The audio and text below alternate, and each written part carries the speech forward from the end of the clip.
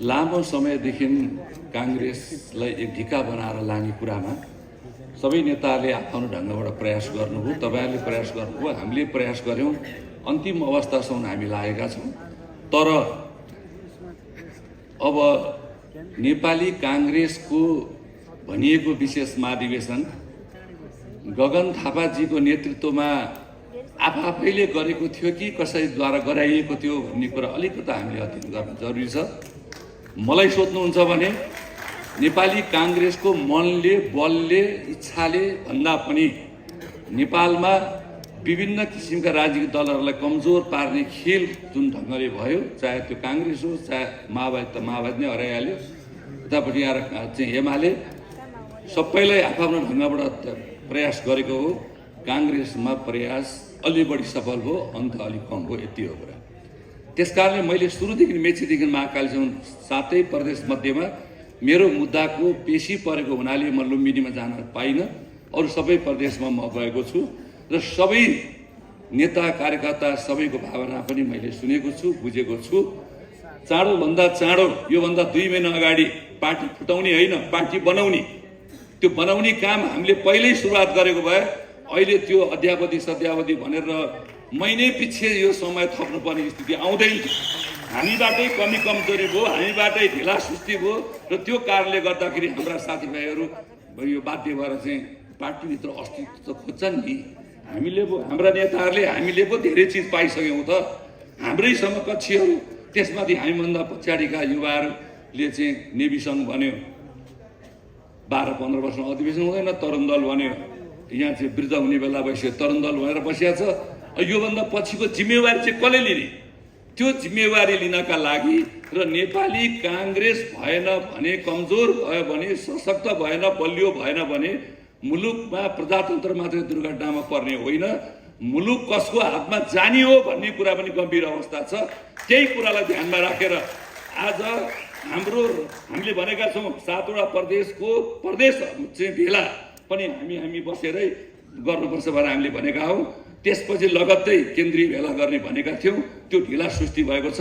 आज यो घोषणा हुनुपर्छ केन्द्रीय चाहिँ भेलाको, र केन्द्रीय भेलाबाट छिनोफानो गर्नुपर्छ। पार्टी फुटाउने होइन, पार्टी बनाउने हो, अर्को पार्टी बनाउने हो। गगन थापासँग नेपाली काङ्ग्रेस र प्रजातन्त्रवादीहरूलाई सती जान दिने होइन, कमजोर पार्टीको नेता बन्ने होइन, बलियो पार्टीको कार्यकर्ता बन्नुपर्ने हुन्छ। र नेपाली काङ्ग्रेस आदरणीय नेता शेरबहादुर देउवाजीको नेतृत्वमा काङ्ग्रेस हुँदा वडादेखि लिएर पालिका, प्रदेश, सङ्घ र राष्ट्रिय सभा थिएन, त्यो पनि पछि मिलाएर चाहिँ ठुलो पार्टी बनेका छौँ। सबै ठाउँमा काङ्ग्रेस ठुलो बनाउने पार्टीका नेता शेरबहादुर देउवाजी लगायत यहाँ भएका हाम्रा सिनियर नेताहरूलाई खरानी दस्ता भनेर उहाँले नामाकरण गर्नुभएको छ।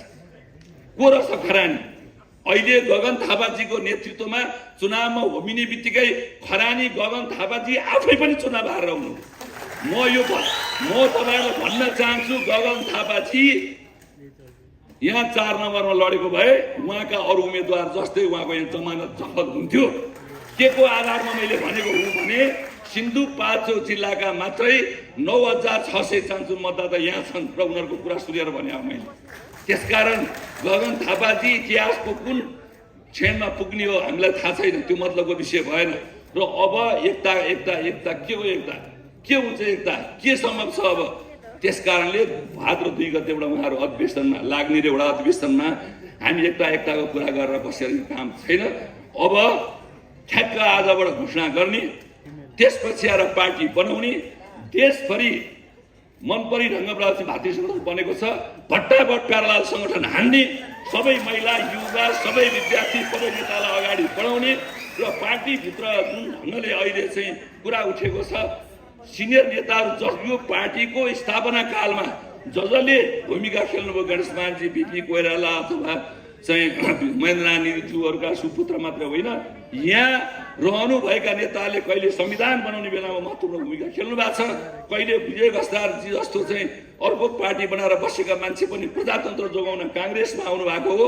हामीले अब नेपाली काङ्ग्रेसलाई बलियो बनाएर नेपालको प्रजातान्त्रिक शासन व्यवस्थालाई संस्थागत रूपमा विकास गर्ने र मुलुकमा अहिले जुन किसिमको एउटा चाहिँ राजनीतिक अस्थिरता र तरलता उत्पन्न भएको छ त्यसलाई सम्हाल्ने र नेपाल राष्ट्रको सार्वभौमसत्ताको लागि पनि र हाम्रो क्षेत्रीय अखण्डताको लागि पनि परराष्ट्र नीतिमा त्यस्तै गोलमाल छ। कतिखेर कसको मिसाई नेपालमा आउने हो त्यो स्थितिको ठेगान छैन। त्यस कारणले काङ्ग्रेसले हामीले बलियो काङ्ग्रेस, राम्रो काङ्ग्रेस, बिपीले बनाएको काङ्ग्रेस, अब झन बलियो बनाउने काङ्ग्रेसको तयारीको लागि अगाडि बढ्ने, पार्टी फुटाउने होइन, पार्टी बनाउनका लागि राष्ट्रिय भेला तयार गरेर त्यसपछि हामी अगाडि बढ्नुपर्छ। यसका लागि सम्पूर्ण नेताहरूलाई धेरै नेताहरूले भनिसक्नुपर्ने भयो, खुट्टा लगलग कमाएर जङ्गल तरिँदैन, जङ्गल तर्नका लागि तिग्रा दह्रो बनाएर हिँड्नुपर्छ। आँट चाहिन्छ, छाती चाहिन्छ, मुटु चाहिन्छ, जे पर्छ त्यो परिस्थिति बेहोर्ने गरी अगाडि बढ्नुपर्छ। हामी के गर्नुपर्छ? तयार छौँ। जय नेपाल।